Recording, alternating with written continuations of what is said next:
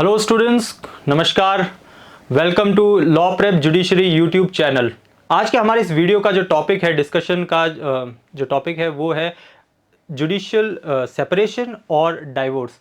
ये Hindu marriage act 1955 के under जो मैट्रिमोनियल डिस्प्यूट्स हैं उनमें एक एसेंशियल रेमेडी के तौर पर ये दो टॉपिक्स जो हैं या दो जो प्रिंसिपल्स हैं ये इंक्लूडेड है हिंदू मैरिज एक्ट में। तो हम इस पे चर्चा करेंगे कि ये क्या इनकी कंडीशंस हैं और क्या इन दोनों में डिफरेंसेस क्या है, क्या इनकी लीगल जो कॉन्सिक्वेंस है, लीगल इफेक्ट है वो क्या होता है। तो देखिए, जुडिशियल मैट्रिमोनियल रेमेडीज, जैसे कि मैंने बात किया कि ये मैट्रिमोनियल रेमेडीज है। मैट्रिमोनियल जब हस्बैंड एंड वाइफ के बीच में डिस्प्यूट है तो वैसे इस एक्ट में तीन रेमेडीज के बारे में लिखा गया है, सेक्शन 9, सेक्शन 10 और सेक्शन 13 में। सेक्शन 9 जो है वो है रेस्टिट्यूशन ऑफ कॉन्जुगल राइट। मतलब जब दो हस्बैंड एंड वाइफ जो हैं वो अगर अलग रहने लगे हैं किसी कारणवश और एक पार्टी के पिटिशन पे, एक पार्टी के एप्लीकेशन पे कोर्ट ऑर्डर कर सकता है कि नहीं, आपको जो अपनी मैट्रिमोनियल ऑब्लिगेशन है उसको फुलफिल करना है तो साथ में रहना पड़ेगा। वो है रेस्टिट्यूशन ऑफ कॉन्जुगल राइट्स। तो उस पर चर्चा नहीं करेंगे। हमारा फोकस जो इस वीडियो में है वो दो रेमेडीज पे ही होगा, judicial judicial separation and divorce पर। तो सेक्शन 10 में जुडिशियल सेपरेशन है। अब देखिए, ये जो दोनों रेमेडीज है, दोनों का एम क्या है? दोनों का एम है कि जो मैट्रिमोनियल जो रिलेशन है हस्बैंड एंड वाइफ की, उसमें जो एक स्ट्रेन आ गया है उसको रिजॉल्व करना, या अगर किसी ऐसी टू ऐसे एक्सटेंट पे वो रिलेशनशिप पहुंच गई है कि आगे उसको कंटिन्यू करना चाहिए या नहीं करना चाहिए, ये पार्टीज अगर डिटरमाइन कर रही है तो उस उनकी जो प्रेयर है उसके अकॉर्डिंग उनको रिलीफ ग्रांट करना। तो लेकिन इनका जो कॉन्सिक्वेंस है, लीगल जो इफेक्ट है वो अलग अलग होता है। वो कैसे अलग होता है वो हम जब सेक्शन 10 सेक्शन 13 देखते हैं तो उसके बाद जानेंगे। तो सेक्शन 10 में है जुडिशियल सेपरेशन के ऊपर, और सेक्शन 13 जो बताता है हिंदू मैरिज एक्ट 1955 वो बताता है डाइवोर्स के ग्राउंड्स और डाइवोर्स की कंडीशंस को।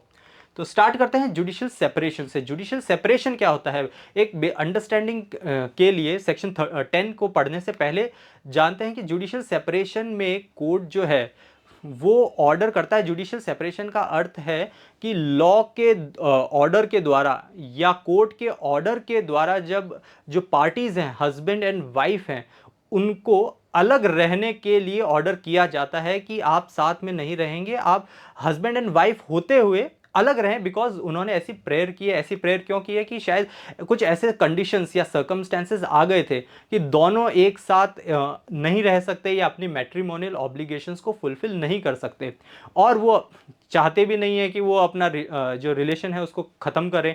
तो बीच का क्या सॉल्यूशन है? एक सॉल्यूशन ये हो सकता है कि आप अलग अलग रहें, और इस दौरान जो है अब बिकॉज अब ऐसी सर्कमस्टेंसेस जिसकी वजह से आप साथ नहीं रह सकते, वो सर्कमस्टेंसेस जब नहीं रहे, या आप अपना विचार करें इस अपने रिलेशन के ऊपर कि क्या आप इसको कंटिन्यू करना चाहते हैं या डिसकंटिन्यू एंड करना चाहते हैं। तो ये जो एक रेमेडी अवेलेबल की गई है ये जुडिशियल सेपरेशन की रेमेडी है, जहां पर कोर्ट के ऑर्डर के द्वारा, या हम कह सकते हैं कि जो लॉ का जो मैंडेट है उसके द्वारा दोनों हस्बैंड एंड वाइफ को सेपरेटली रहने, अपने इंडिपेंडेंटली रहने का अलाउ कर दिया जाता है, और वो अपने डिसीजंस, अपनी लाइफ अपने अकॉर्डिंग जी सकते हैं। लेकिन यहाँ पर उनका रिलेशन एंड नहीं होता, इसलिए ये एक जुडिशियल सेपरेशन है, टर्मिनेशन ऑफ मैट्रिमोनियल रिलेशन नहीं है। सेक्शन 10 जो है वो इसके ग्राउंड्स बताता है। सेक्शन 10 बताता है कि कौन सी पार्टी फाइल कर सकती है जुडिशियल सेपरेशन के लिए, किन कंडीशंस पे कर सकती है और उसके लीगल इम्प्लीकेशंस क्या हैं। तो एक बार सेक्शन 10 के रिक्वायरमेंट्स को हम देखते हैं। सेक्शन 10 कहता है क्या? Either party to a marriage, इसका मतलब दोनों में से कोई भी पार्टी कर सकती है। क्या कि may present a petition praying for decree of judicial separation. इसका मतलब दोनों पार्टीज में से, यानी हस्बैंड और वाइफ दोनों में कोई भी जो पार्टी पक्ष है वो कोर्ट के सामने एक पिटिशन फाइल कर सकता है, और ये प्रार्थना करते हुए किसकी? जुडिशियल सेपरेशन की, कि हमें जुडिशली अलग अलग रहने का अलाउ कर दें या ऑर्डर कर दें। लेकिन कौन से ग्राउंड्स पे? Ground specified in subsection 1 of section 13, and in case of wife any ground specified in subsection 2 of section 13। इसका मतलब जुडिशियल सेपरेशन के ग्राउंड कौन से हैं? Section 13 subsection 1 and section 13 subsection 2। तो सेक्शन 10 ये कहता है कि जुडिशियल सेपरेशन के लिए कोई भी पार्टी अप्लाई कर सकती है, लेकिन किन आधार पे? आधार भी होने चाहिए। आधार कौन से हैं? जो कि सेक्शन 13 के 1 में प्रोवाइडेड है या सेक्शन 13 के 2 में प्रोवाइडेड है। ये कौन से ग्राउंड्स है? ये दोनों ही वो ग्राउंड्स है जो डाइवोर्स के लिए अवेलेबल है। इसका मतलब कि ऐसे ग्राउंड्स जिन ग्राउंड्स के आधार पर डाइवोर्स लिया जा सकता है, डाइवोर्स की पिटीशन फाइल की जा सकती है, उन्हीं ग्राउंड्स पर जुडिशियल सेपरेशन की पिटीशन भी उन्हीं ग्राउंड्स पे फाइल होगी। सेक्शन 13 के सबसेक्शन 1 में जनरल बोथ पार्टीज के लिए अवेलेबल है ग्राउंड्स। ये जो सबसेक्शन 2 है, इसमें एक्सक्लूसिव राइट है या एक्सक्लूसिव अपॉर्चुनिटी है सिर्फ वाइफ के लिए। जो फीमेल पार्टनर है उनके पास में, फीमेल पार्टनर्स हैं या जो वाइफ है उसके पास ये राइट्स हैं कि वो सेक्शन 13(2) में कुछ एक्स्ट्रा ग्राउंड्स दिए गए हैं जो वो एक्सरसाइज अपने कर सकती है डाइवोर्स के लिए, और सेम ग्राउंड्स पे वो जुडिशियल सेपरेशन की भी पिटिशन लगा सकती है। अब इसका मतलब ये होता है कि जहां पर ऐसी सर्कमस्टेंसेज एग्जिस्ट करती है सेक्शन 13(1) की या 13(2) की, अगर कोई सर्कमस्टेंसेज, ऐसी परिस्थितियां अगर है, तो मतलब पार्टी के पास में दो ऑप्शन है कि क्या वो सेक्शन 10 के अंडर जुडिशियल सेपरेशन की प्रार्थना करना चाहेंगे या डाइवोर्स की प्रार्थना, प्रेयर करना चाहेंगे, डाइवोर्स की पिटिशन फाइल करना चाहते हैं कोर्ट के सामने। अब इसका दो कारण हो सकते हैं कि या तो पार्टीज सोचती हैं कि हमें शायद थोड़ा समय लेना चाहिए, हम पार्टीज अगर ये डिसाइड करें कि नहीं ग्राउंड्स तो हैं लेकिन ऐसी सर्कमस्टेंसेज आ गई है कि शायद साथ रहना जो है वो बड़ा दुष्कर हो गया, बहुत मुश्किल है, साथ नहीं रह जा सकता, लेकिन पार्टीज किसी कारणवश लगता है कि नहीं हम अपना रिलेशन ख़त्म नहीं करना चाहते, एक दूसरे को टाइम देना चाहते हैं कि शायद परिस्थितियां बाद में सुधर जाएं, या हमारा व्यवहार है, सोचने का तरीका है, या हमें रियलाइज़ हो कि नहीं हमें साथ ही कंटिन्यू अपनी लाइफ करनी है, तो ऐसे केस में वो जुडिशियल सेपरेशन की तरफ जा सकते हैं। सेक्शन 10 की एप्लीकेशन लगा दें, अलग अलग रहें, साल जितना भी समय हो, 1 साल 2 साल अगर वो अलग रहते हैं और फिर उनको लगता है कि नहीं अब हमें साथ में रिकंसाइल कर लेना चाहिए, अपने जो डिस्प्यूट्स हैं, डिफरेंसेस हैं वो मिट गए हैं, हम एक बार या अपने आप को एक अपॉर्चुनिटी और देते हैं कि शायद साथ में हमारी जो मैट्रिमोनियल रिलेशन है उसको कंटिन्यू करें, तो सेक्शन 10 में जा सकते हैं। या अगर उन्हें ऐसा लगता है कि नहीं यहाँ हम बिल्कुल अब संभव ही नहीं है एक दूसरे के साथ रहना या बिल्कुल पसंद ही नहीं करते एक दूसरे को, ऐसे केस में हम चाहते हैं कि हम अपने जो मैट्रिमोनियल रिलेशन है, अपना मैरिटल जो रिलेशनशिप है उसको ख़त्म ही कर दें, तो फिर सेक्शन 13 में चले जाएँ। तो ये ग्राउंड्स है, इन ग्राउंड्स के आधार पर सेक्शन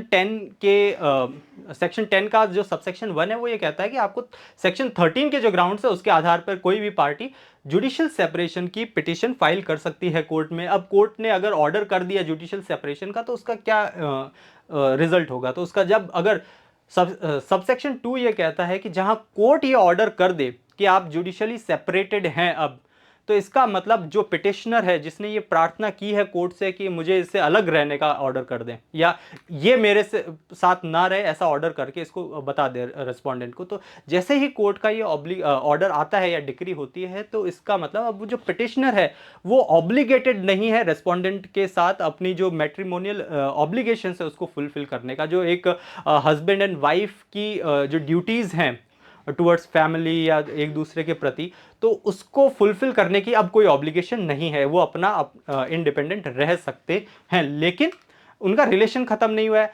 और दूसरा यही सबसेक्शन जो है वो एक और प्रावधान डालता है, एक और प्रोविजन क्रिएट करता है कि आगे चल के अगर उन पार्टीज़ को ऐसा लगता है कि हाँ हमारे डिफरेंसेस अब ख़त्म हो चुके हैं और हम अपने आप को एक अपॉर्चुनिटी देना चाहते हैं कि हम आगे अपना रिलेशन है उसको रिस्टोर करें, तो वो फिर से एक पिटीशन फाइल कर सकते हैं कोर्ट में, और कोर्ट को लगता है कि हाँ देयर आर रीजनेबल ग्राउंड्स कि उन दोनों की पिटीशन को या उन दोनों के रिलेशन को रिज्यूम करने के लिए सफिशिएंट ग्राउंड्स है, रीजनेबल कारण है, तो कोर्ट जो सेक्शन 10 की डिक्री थी जुडिशियल सेपरेशन की उसको एन्यूल कर सकता है या उसको रिसाइंड कर सकता है, मतलब रद्द किया जा सकता है। इसका मतलब कि सेक्शन 10 की जो जुडिशियल सेपरेशन की अगर डिक्री पास भी कर दी गई है तो दोनों पार्टीज आगे चल के अगर उनका रिलेशन आपस में सुधर जाता है तो कोर्ट से प्रेयर करके उसको उस डिक्री को रद्द किया जा सकता है और दोनों अपने मैट्रिमोनियल जो रिलेशनशिप है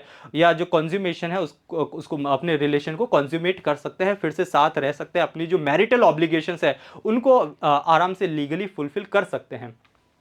ये है ये तो हुआ जुडिशियल सेपरेशन का सेक्शन 10 हमने देख लिया। कुछ ग्राउंड्स हैं, ग्राउंड्स सेम ग्राउंड सेक्शन 13 वाले हैं, तो एक बार ग्राउंड्स को भी हम देख लेते हैं कि क्या ये ग्राउंड सेक्शन 13 में दिए गए हैं। यही हम सेक्शन 13 में भी पढ़ेंगे डाइवोर्स के लिए। एडल्ट्री, देखिए एडल्ट्री एक बहुत इंपॉर्टेंट ग्राउंड है जिसके आधार पर डाइवोर्स भी हो सकता है और जुडिशियल सेपरेशन के लिए भी कहा जा सकता है।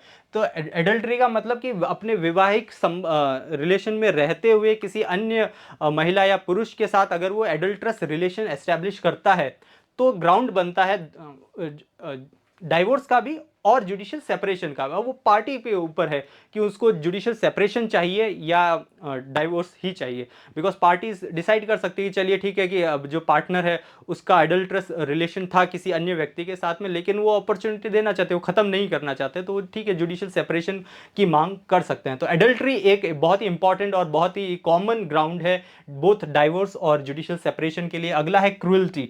क्रूअल्टी भी बड़ा कॉमन है, जो डे टू डे लाइफ में बहुत केसेस आते हैं क्रूअल्टी के ऊपर जहां पे डाइवोर्स जो है क्रूअल्टी पर मांगा जाता है या जुडिशियल सेपरेशन पार्टी अलग भी कई बार है कि क्रूअल्टी के आधार पे अलग रहना पसंद करते हैं कि ठीक है बच्चे छोटे हैं तो हम डाइवोर्स लेकर अपना रिश्ता ख़त्म नहीं करें लेकिन अलग अलग रहने लगे, मेंटेनेंस आता रहे। तो क्रूअल्टी एक इंपॉर्टेंट ग्राउंड है। क्रूअल्टी में मेंटल क्रूअल्टी, फिजिकल क्रूअल्टी ये आ जाता। क्रूअल्टी फिर है अलग अलग एक्टिविटीज़ को फिर it is open to interpretation. Court किन एक्टिविटीज़ को इंटरप्रेट करता है कि ये क्रूअल्टी है कि नहीं है। जैसे बहुत केसेस आपको देखने को मिलेंगे कि वाइफ जो है, रिसेंटली केसेस आए भी हैं कि वाइफ बार बहुत शॉपिंग करती है और उसके जो इन लॉज है जो या हस्बैंड है वो बात बात पे टोकते हैं, तो क्या इसको क्रूअल्टी मानेंगे। या वाइफ जो है हस्बैंड को ताने मारते हैं कि इनकम कम है या आप घर पे कम आते हो, बाहर ज़्यादा रहते हो, तो क्या वो क्रूअल्टी है। तो ये it is open to interpretation. तो कोर्ट डिसाइड करेगी कि हम किसी क्रूअल्टी माने किसी नहीं माने। तो क्रूअल्टी एक ग्राउंड है। फिर है डेजर्शन। डेजर्शन का मतलब जहां पर एक पार्टनर ने, एक स्पाउस ने अपने जो पार्टनर है, हस्बैंड है या वाइफ है, उसको त्याग दिया है।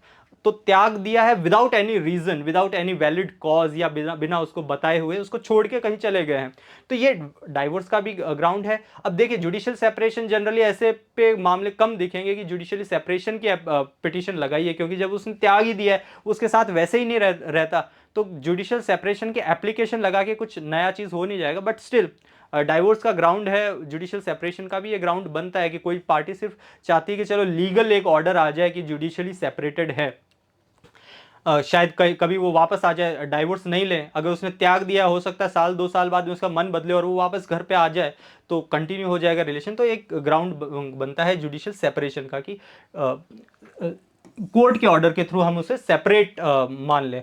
अनसाउंड माइंड, ये भी एक इंपॉर्टेंट ग्राउंड है कि अनसाउंड माइंड का मतलब है कि ऐसी कोई मेंटल उसको इलनेस है या वो समय समय पे होती है, या तो कंटिन्यूस इलनेस हो सकती है या उसको दौरे पड़ते हों कि बीच बीच में पीरियोडिक है, ऐसी कोई डिसीज़ है या कोई भी अब नॉर्मेलिटी है, मेंटल कोई डिसऑर्डर है जो इस स्तर का डिसऑर्डर है कि उसको साथ रहना जो है वो पॉसिबल नहीं है, अब रीजनेबल नहीं है। ऐसा नहीं कि कोई भी छोटा मोटा मेंटल प्रॉब्लम हो गई तो उस पर नहीं, लेकिन इस एक्सटेंट पे अगर उसकी मेंटल जो अनसाउंडनेस है या मेंटल डिसऑर्डर है वो इस स्तर पे पहुंच गया है कि अब उस व्यक्ति के साथ रहना बड़ा मुश्किल हो जाएगा। कई बार ऐसा हो सकता है कि कोई व्यक्ति इतना डिल्यूजन हो जाए या उसको ऐसी बीमारी लग जाए कि वो सुसाइडल थॉट्स आते हैं, वो बात बात पर अपने आप को नुकसान पहुंचाने की कोशिश करता है। तो ऐसे मामले में भी जुडिशियल सेपरेशन या डाइवोर्स बनता है कि कहीं वो बिकॉज उसकी मेंटल कंडीशन ऐसी हो गई कि कहीं वो हमें चोट ना पहुंचा दे, खुद को चोट ना पहुंचा दे, तो ऐसे व्यक्ति के साथ रहना पॉसिबल नहीं है।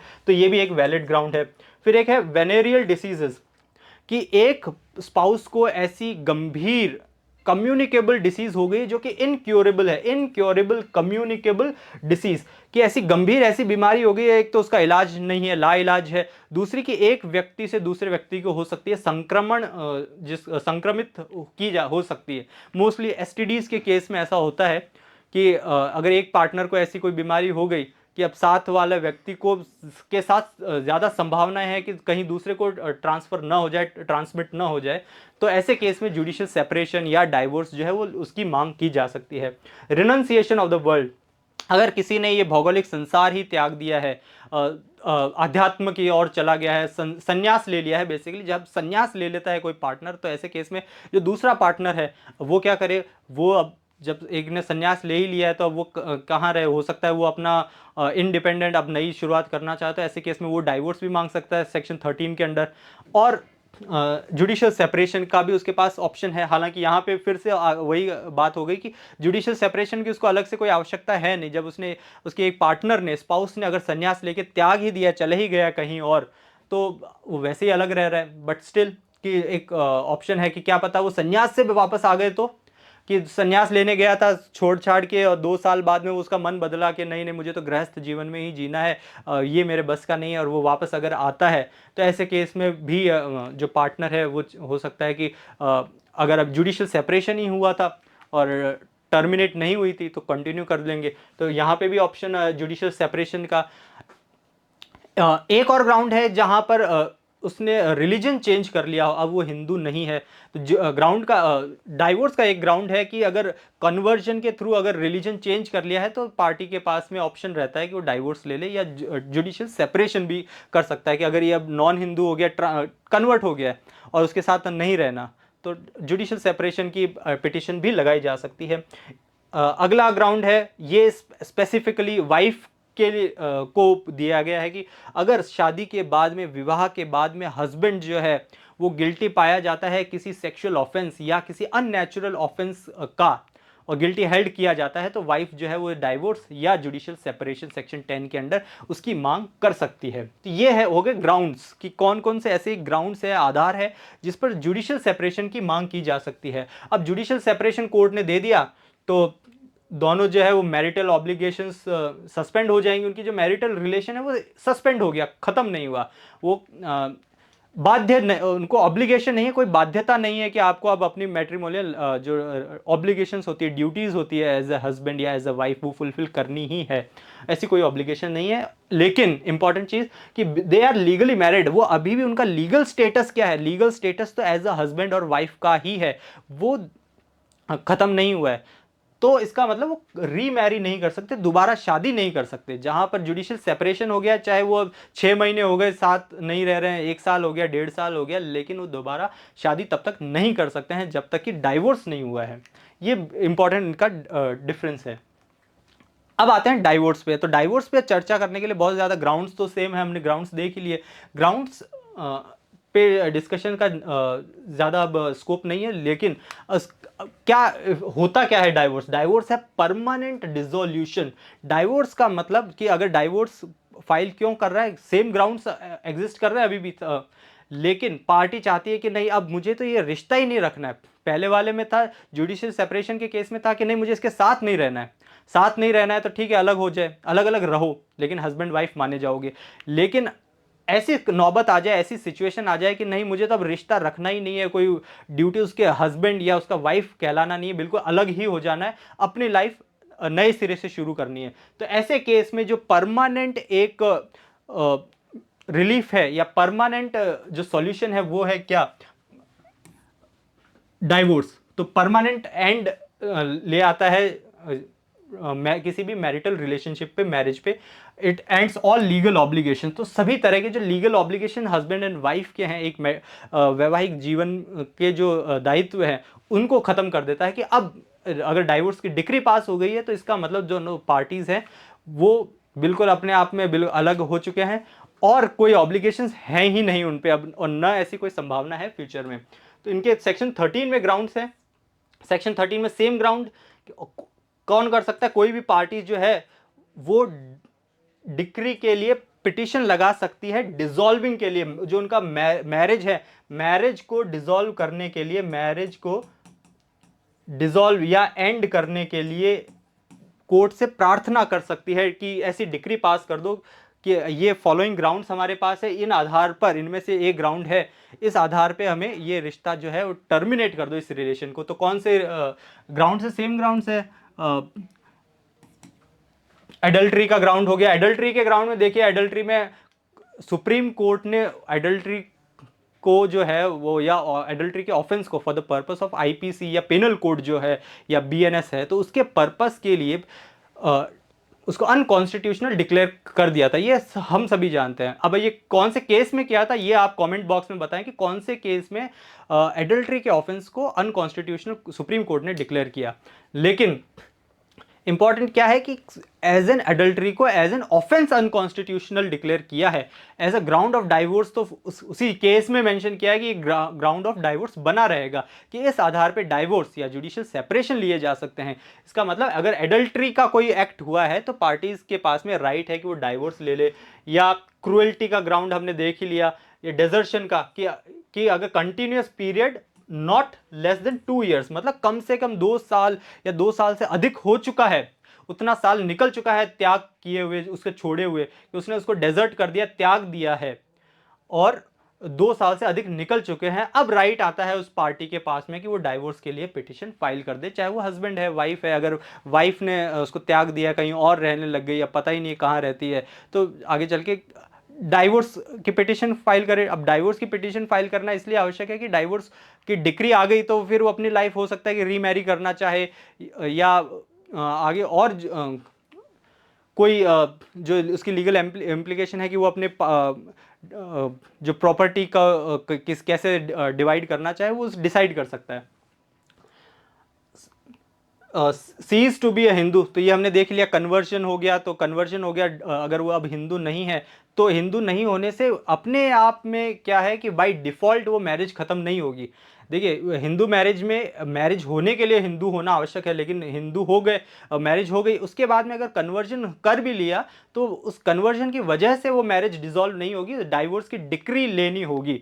डिक्री लेने का ग्राउंड बन जाता है कि हाँ, कन्वर्ट हो गया है एक स्पाउस, हस्बैंड या वाइफ, अगर उसने कन्वर्जन कर लिया है, दूसरे रिलीजन में चले गए हैं, तो दूसरा जो स्पाउस है उसके पास में ये राइट है कि वो डाइवोर्स के लिए फाइल कर दे। अनसाउंड माइंड का है, इनक्योरेबली ऑफ अनसाउंड माइंड या मेंटल डिसऑर्डर, ऐसे मेंटल डिसऑर्डर या जो कि कंटिन्यूस है, इंटरमिटेंट है, समय समय पर अगर उसके दौरे पड़ते हैं, या कंटिन्यूस एक मेंटल डिसऑर्डर चल रहा है इस एक्सटेंट तक कि भाई पिटिशनर जो है उसके साथ में रीजनेबली नहीं रह सकता, तो ऐसे केस में भी डाइवोर्स की पिटिशन फाइल कर सकते हैं। वेनेरियल डिसीज बता ही दिया कि ऐसी कोई इनक्योरेबल डिसीज जो कि ट्रांसमिटेबल है। रिनाउंस वर्ल्ड, संसार त्याग दिया है, संन्यास ले लिया है, या कि उसके बारे में सुना नहीं गया है फॉर मोर देन 7 ईयर्स, ये 7 ईयर्स और मोर, कि 7 साल हो गए, वो व्यक्ति है कहाँ, उसके बारे में न तो कोई इन्फॉर्मेशन है, न उसके बारे में सुना गया, न वो कहीं देखा गया है, उसके बारे में कोई जानकारी नहीं है। कि कोई व्यक्ति था, हस्बैंड है, हस्बैंड कहीं चला गया, अब उसके बारे में कोई जानकारी ही नहीं है कि वो कहाँ गया है, तो वाइफ चाहती है कि अब उसको रिलेशन को ख़त्म माना जाए, तो वो डाइवोर्स की डिक्री लेनी पड़ेगी। सो डाइवोर्स की जैसे ही डिक्री होगी, जैसे ये प्रूव हो जाएगा कि ठीक है 7 साल हो गए, ऐसा कोई रीजनेबल पर्सन जो उसके बारे में जान सकता था, ऐसा कोई व्यक्ति नहीं है जिसने 7 साल में उसको देखा है या उसके बारे में उसको कोई इन्फॉर्मेशन मिली है, तो अगर उसको डेड डिक्लेयर किया जाए या उसको डेड सिविल डेथ अगर अज्यूम कर लिया जाए या डिक्लेयर कर दिया जाए, तो फिर उस आधार पर भी उसको डाइवोर्स की जो राइट है वो अवेलेबल हो जाता है। ये 1A के अंदर यहाँ अभी सेक्शन 13 और सेक्शन 13(2), सब सेक्शन 2 ये हमने देखे थे। सब सेक्शन 1 जो है 1A एक एडिशनल ग्राउंड्स और डाइवोर्स के दिए गए।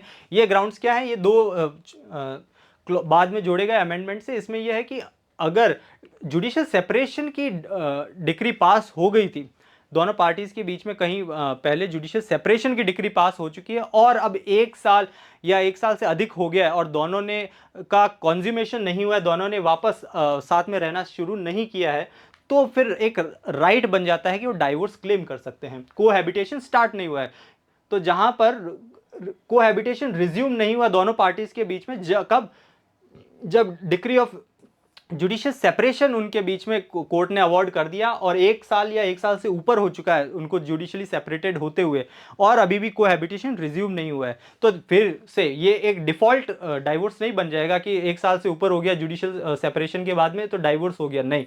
उसके बाद में राइट मिल जाएगा कि आप डाइवोर्स की पिटिशन फाइल कर सकते हैं। अगर पार्टीज को जुडिशियल सेपरेशन की डिग्री मिल गई, 3 साल 4 साल हो गए, अभी भी वो अलग ही रहते हैं, लेकिन उन्होंने डाइवोर्स फाइल नहीं किया, तो वो अभी भी हस्बैंड एंड वाइफ ही माने जाएंगे, वो सस्पेंडेड ही मानी जाएगी। तो लेकिन राइट मिल जाएगा, जैसे 1 साल हुआ अभी अलग रहते हैं तो उनको अधिकार मिल जाएगा कि वो एक पिटिशन डाइवोर्स की फाइल कर सके।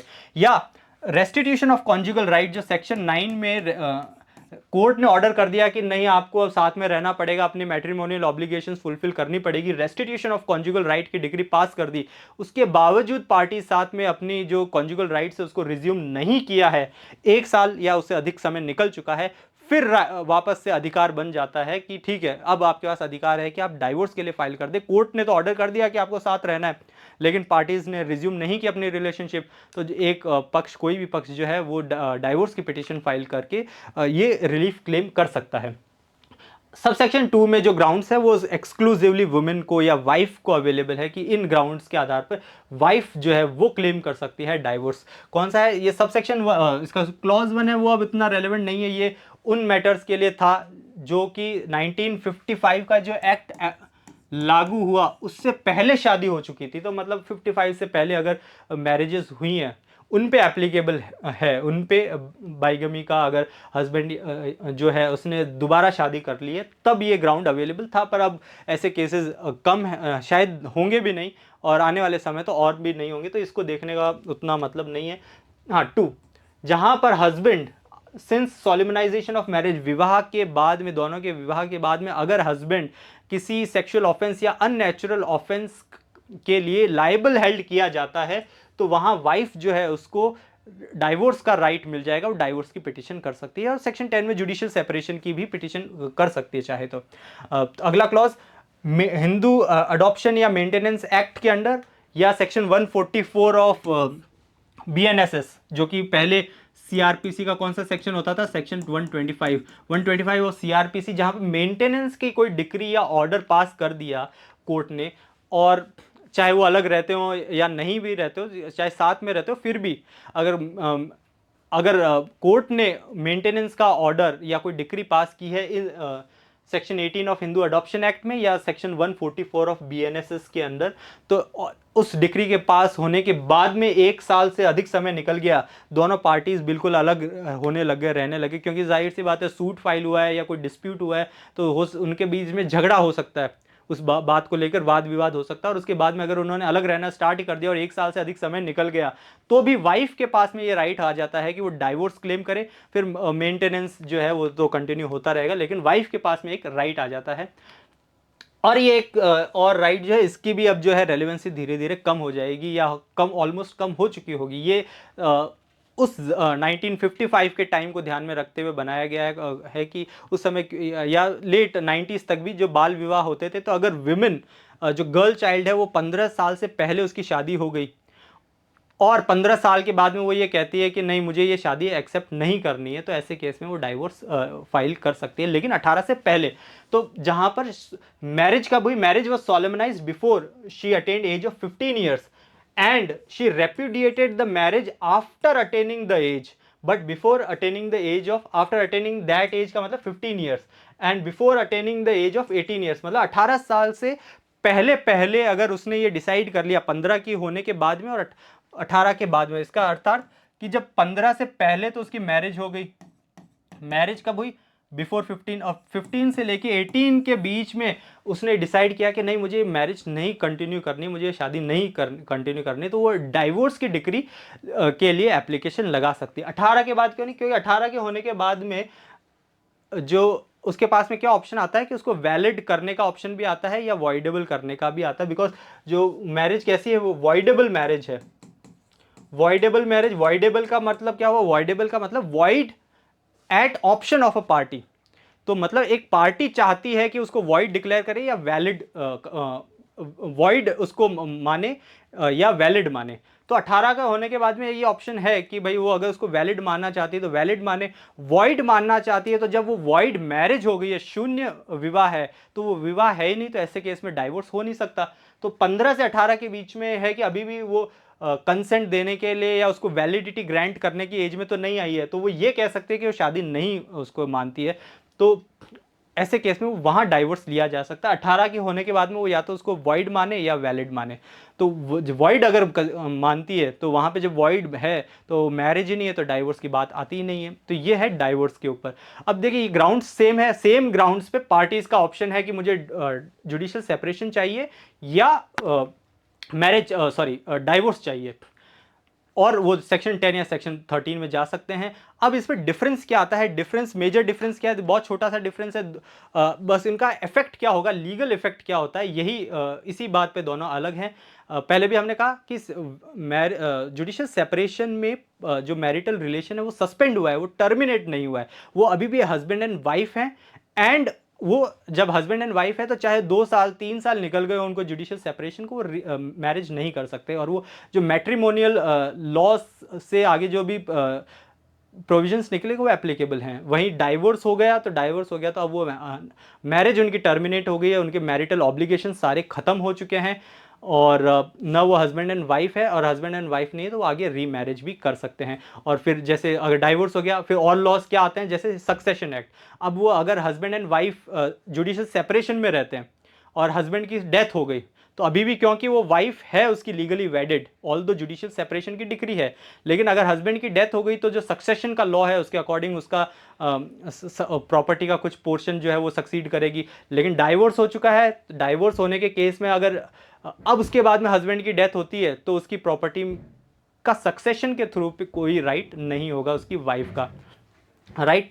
और दूसरा डिफरेंस है, एक और क्या डिफरेंस है, जैसे जुडिशियल सेपरेशन में हमने देखा कि पार्टीज बाद में जाके जब उनको लगता है कि नहीं हम आगे अपने आप को अपॉर्चुनिटी देना चाहते हैं और उस डिक्री को एन्यूल कराना चाहते हैं या उसको रिसाइंड कराना चाहते हैं, रद्द करवाना चाहते हैं, तो एप्लीकेशन फाइल कर सकते हैं। और वो कोर्ट जो है रीजनेबल ग्राउंड पे उनकी उस डिक्री को, जुडिशियल सेपरेशन की डिक्री को रद्द कर सकती है। रद्द करते ही वो अपने ऑब्लिगेशंस, जो मैरिटल ऑब्लिगेशंस को फुलफिल करने के लिए ऑब्लिगेटेड होंगे, बाध्यकारी हो जाएंगे। वही लेकिन डाइवोर्स की डिक्री में या डाइवोर्स के केस में ऐसा पॉसिबल नहीं है कि दोनों पार्टीज को आगे चल के लगा कि नहीं अब हम शायद साथ रह सकते हैं, as a husband and wife रह सकते हैं, तो हम उस डाइवोर्स की डिक्री को ख़त्म करवा दें, ये पॉसिबल नहीं है। हाँ, दोनों आगे चल के रीमैरी कर सकते हैं। तो इसका मतलब डाइवोर्स क्या है, डाइवोर्स ने वो जो शादी का जो डोर है उसको काट दिया तो अब वो जुड़ नहीं सकती।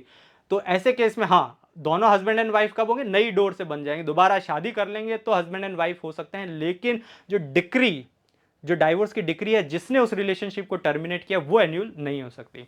तो स्टूडेंट्स, ये था डाइवोर्स और जुडिशियल सेपरेशन के बीच में डिफरेंस, उसके इस पे चर्चा हमने की। मुझे उम्मीद है कि ये कॉन्सेप्ट जो है क्लियर हुआ होगा, समझ आया होगा और आपको ये वीडियो अच्छा लगा होगा। बाकी ऐसे ही लीगल टॉपिक्स पर और अधिक जानकारी के लिए और अलग अलग टॉपिक्स पर वीडियोस देखने के लिए, अपडेटेड रहने के लिए आप हमारे इस law prep judiciary YouTube channel से जुड़िए। आगे हम मिलते रहेंगे। थैंक यू सो मच, धन्यवाद।